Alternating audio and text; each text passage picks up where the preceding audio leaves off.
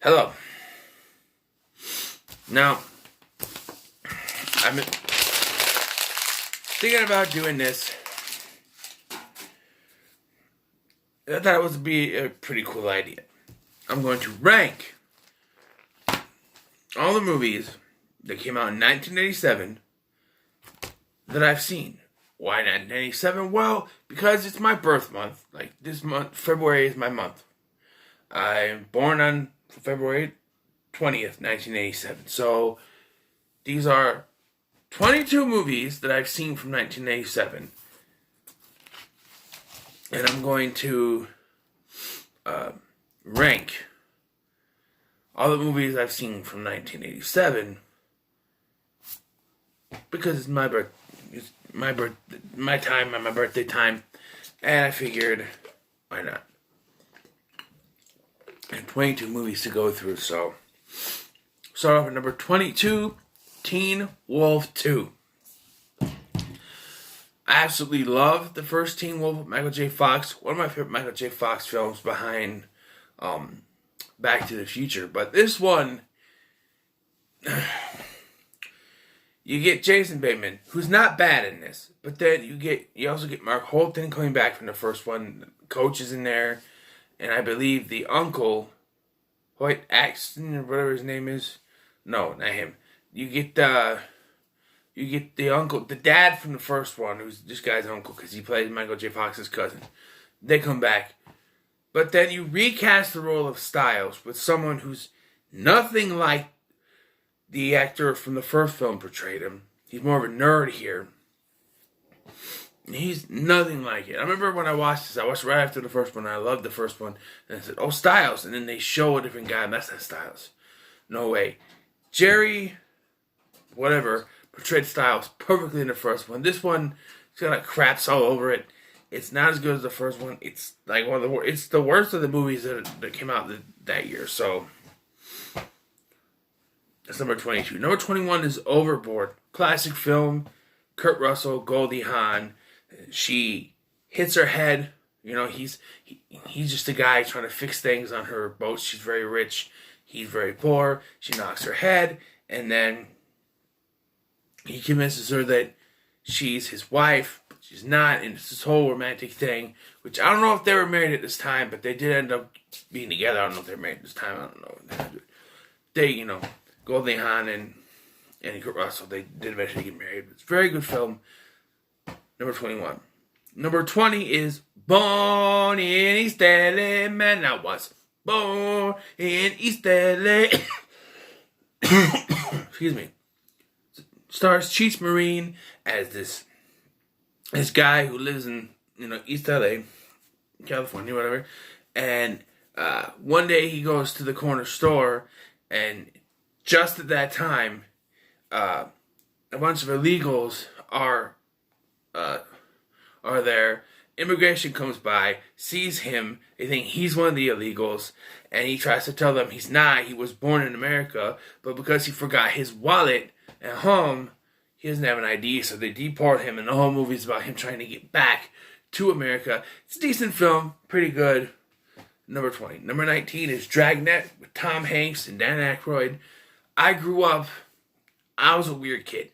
I grew up watching not only Nickelodeon, but Nick at Night, and they would play stuff like Dragnet and Dobie Gillis and all that stuff. And Dragnet was one of the shows I gravitated towards watching growing up. And even though I saw this movie 5 years back, maybe more, when I rented it from the library, still a very good film. There's a rap in there, but Dan Aykroyd, Tom Hanks, very good in the roles. Good film. Number 19. Number 18, Three Men and a Baby. I haven't seen this in a while, but I remember it being very good. You got Ted Danson, you got Tom Selleck, Steve Guttenberg.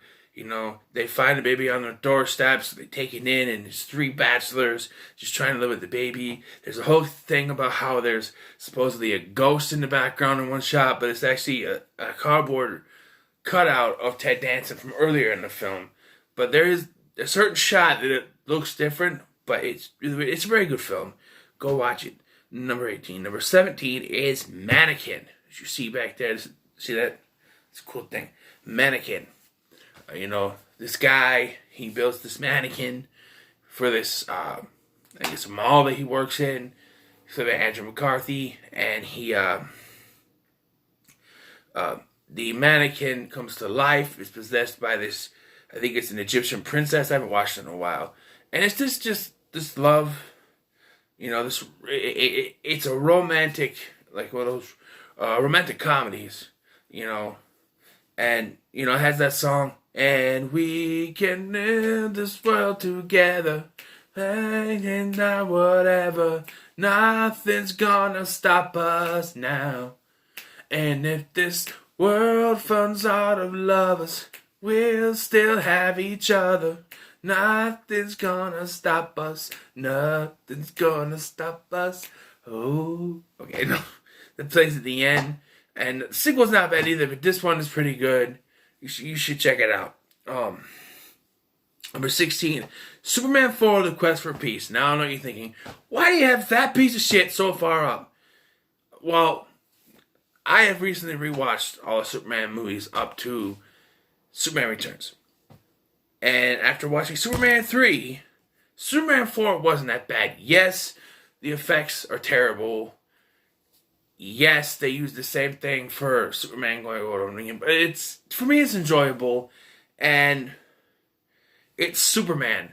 So that holds some merit for me, that Superman's got to be somewhat up the thing. It can't be at the bottom. I could put it at the bottom, but it's Superman, Number 16. Number 15, Evil Dead 2. Now I know when I reviewed this, I didn't really care for it. I do like it though.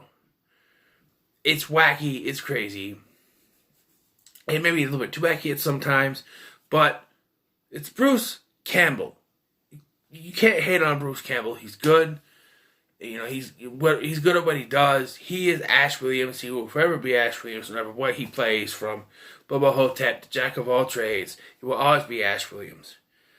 Number 14, Good Morning Vietnam. Robin Williams playing a DJ in Vietnam during the Vietnam War, and he makes friends with some of the locals, but he finds out some of the locals aren't as good as he thinks they are. He constantly butts heads with his superiors. He tells jokes, he does stuff. It's very good. Very good film, very funny. It's Robin Williams at his best. Go check it out. Number 13 is The Brave Little Toaster. What can I say about this movie? It's a Disney film, or at least it's supposedly, I don't know. It's supposedly not, but it's a Disney film. These possessions of a little kid, the master they call him, are left at this cabin, but they want to get back to their master. So toaster, blanket, there's a radio, vacuum cleaner, a lamp, and they go and they try to find the master's new home. So they go on this journey out into the wilderness and all that stuff, and it's just a journey from there, one place to another, but the stuff that happens, very good film. I remember watching it a lot when I grew up. Very good. Number 12, Lethal Weapon. Haven't just reviewed this for the Christmas reviews. I can tell you this is a very good movie. The classic line, I'm too old for this shit. And you got Mel Gibson, Danny Glover at their best. Very good buddy cop film. Before buddy cop films, it started with 48 Hours, this buddy cop films, and it kind of went down. And this was one of those that was at the peak. They're good buddy cop films, they're bad buddy cop films. 48 Hours, this one, you got another 48 Hours, which is okay, and then some other buddy cop movies, you're just like, why'd they do that? This is one of the good ones. Number 11 is The Gate. Stephen Dorff, very young Stephen Dorff, they find a gateway to hell in their backyard, and these 3 kids eventually, 2 friends and the older sister of one of them, they have to try to stop the demons and stuff coming around. It's a very dark film. I remember I first watched this movie. I told you I would do these late at night. I would watch movies in my grandma's house late at night after they go to sleep. I would watch them. At this particular time, the guide on the cable box wasn't working right. Just said to be announced, so I never knew what it was called until I looked it up later on the internet. Found out it's called The Gate, and I still have yet to buy it, but eventually I will. It's a very good film. Now we're in the top 10. Number 10. I have such sights to show you. Hellraiser. I'll tell you what. The first Hellraiser movie I watched was, well, actually, no, it was this one. Because I put this in, maybe I watched Judgment first, I don't know. But I put it on, and I just remember being confused.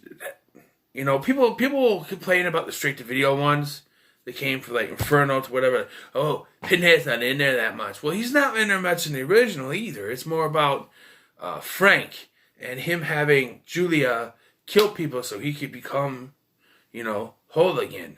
Frank, he has the Met configuration box. He opens it, and the Cenobites, they tear him to pieces. And then when his brother, Larry, and his brother's wife, they go back and move into the house, Larry cuts his hand, and the blood dripping all over the floor, brings Frank back, and then he has Julia, who he was having an affair with before he died, bring guys over so that they can kill them, and he can, you know, suck in their blood and everything, be whole again. And then the Cenobites, it's a great horror film. Check it out. Number 9, Dirty Dancing. What can I say about Dirty Dancing?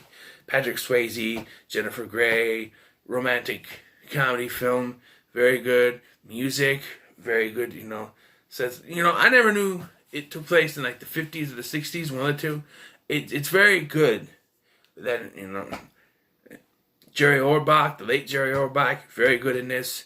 It's just a very good 80s film. And when you think of the 80s, this movie pops up in your head. Oh, Dirty Dancing, that's a good movie from the 80s. You know, number 9. Number 8, RoboCop. Paul Verhoeven, action film, RoboCop. Alex Murphy is killed in action, and he's put back together as half man, half robot, RoboCop, and he's got to stop all the crime. He finds out nothing is, you know, there's still human emotion inside of him. You know, he still remembers how he died, and you know, it's also action and gore that you expect from a Verhoeven flick. Very good film. Number 7, Spaceballs. Lone Star. A very good comedy from back in the 80s. I didn't know it came out in 87. I thought it was earlier, but you got John Candy, Rick Moranis, Bill Pullman, Daphne Zanunga, Joan Rivers, who else is there? The Colonel Sanders guy. Mel Brooks himself, who directed this. When you think of great comedies, especially in the 70s and 80s, you think, in the 80s especially, you think Mel Brooks, you know, Blazing Saddles, Spaceballs,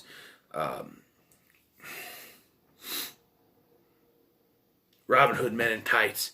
You think Mel Brooks, and this is no exception. However, number 6, a movie I always thought was a Mel Brooks movie, but it's not. It's directed by Rob Reiner. It stars Carrie Elwes, Robin Wright, and that's The Princess Bride. Always been one of my favorites ever since I watched it in school during a summer thing. It's a very good film, very funny. Andre the Giant is in it. Mandy Patinkin. You got some of the greatest one-liners in history.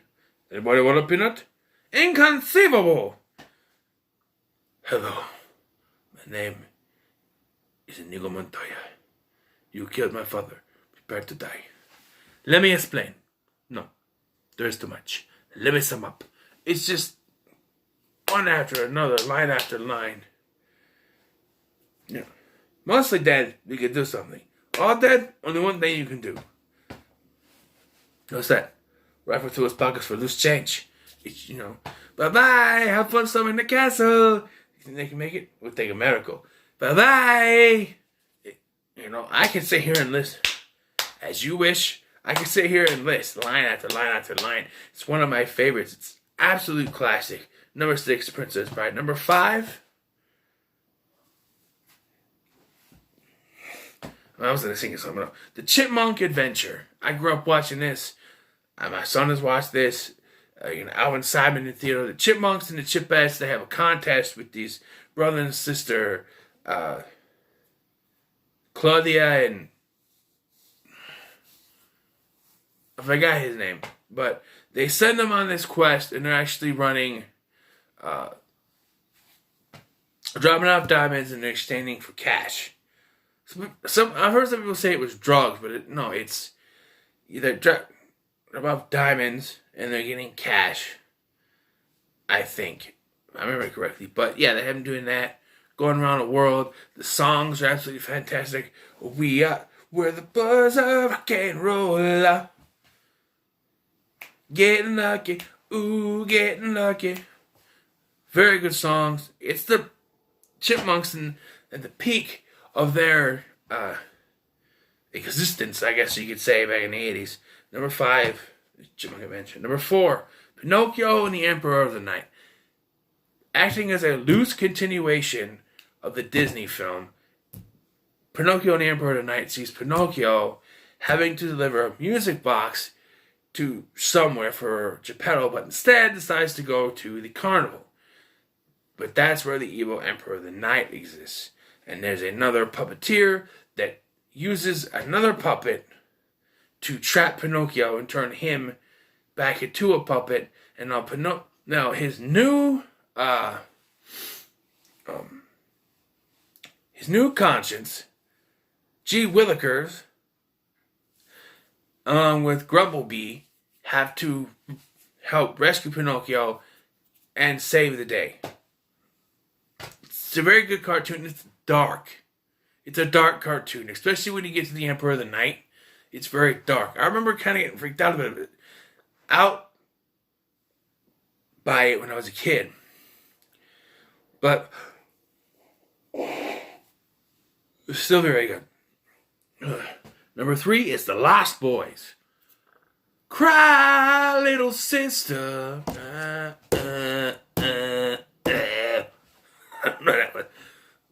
What can I say about The Lost Boys? One of the greatest vampire movies ever made.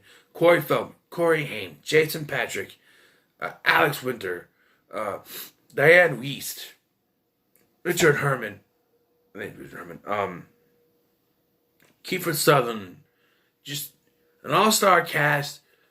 One of the greatest vampire movies ever made, if not the greatest vampire movie ever made. And it breathes of 80s, the music, the look of it all, the way that people dress. It's awesome. The effects they have, even today. Death by Stereo, just great. Number 2, Nightmare on Elm Street. Number 2, Nightmare on Elm Street 3. The Dream Warriors. Bet you thought that was going to be number 1, didn't you? There's one better. Nightmare on Elm Street 3 kind of revitalized the Nightmare on Elm Street franchise. 1 was good. 2 didn't do so good, even though I think it's one of the most underrated in the franchise. I still enjoy it. It's a weird one, but I still enjoy it. Number 3 took that and brought a resurgence. After 3, we got 4, 5, 6, and then we got, we got 4, 5, Freddy's dead, and then we got New Nightmare, and then we got, a remake eventually, but we still got, this revitalized franchise that might have been dead had they not considered to do a third one. Russ Craven back to write it. He wasn't able to do that. Frank Darabont in there writing it. And, you had... it's just overall a great film. It's Freddy at his best. It's the films at their best. It's the best Nightmare on Elm Street movie, bar none. It's the best. Number 2. Number 1. If it bleeds, we can kill it. Get to the chopper! Dylan, you son of a bitch. Does the CIA have you pushing pencils? Predator, baby. Predator. Quintessential Arnold Schwarzenegger movie. Quintessential action movie for the 80s.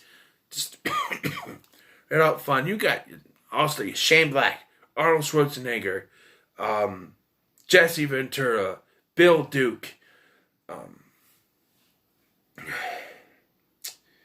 what's his name? Carl Weathers, just all-star cast. They're in the jungle. They're fighting the predator, which is invisible for most of the time. Which I could get that for like the cost and stuff I seen in '87, but it's just all that action, blood, all that stuff, explosions. It's great.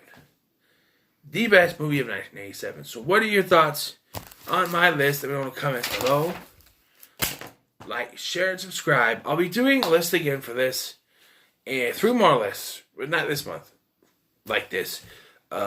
In March, I'll be doing 1998 because that's the year my brother was born. His birthday is in March. In April, I'll be doing one for 1992 because my sister's birthday is in April, and so she was born in 1992.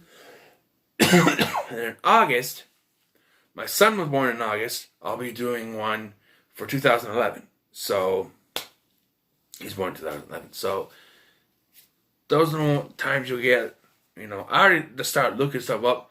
I think 2011 has the most that I've done. 2011 and 1998, one of the two.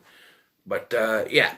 So what are your thoughts on my list? In the comments below. Like, share, and subscribe. And I'll see you in the next one.